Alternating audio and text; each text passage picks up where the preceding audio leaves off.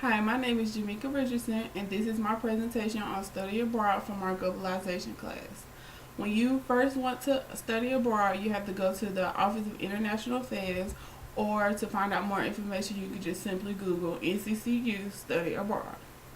Once you get to this page, you will find the entrance form, which asks for your name, your expected graduation date, how you heard about the program, and when you want to go study abroad.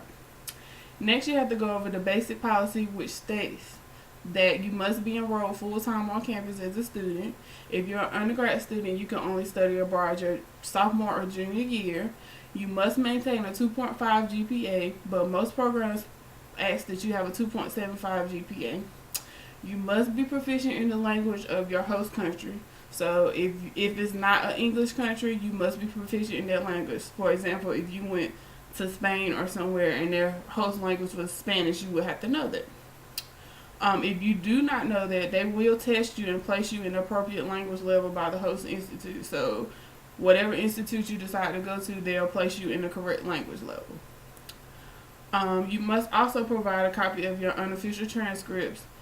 You are responsible for making sure that they get a copy of your transcripts before going to study abroad.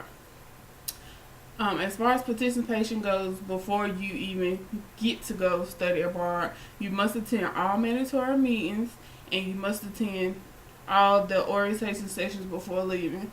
You must maintain the appropriate credit hours while going to study abroad that you would obtain if you were here and a full-time student.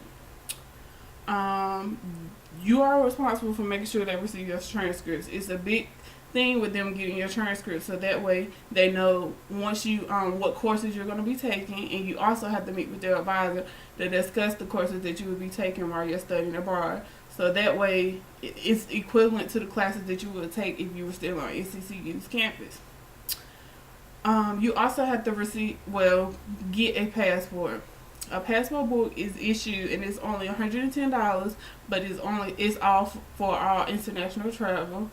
The passport card is issued is $30 and is valid for the return to U.S. by land or sea from Canada, Mexico, Bermuda, and the Caribbean.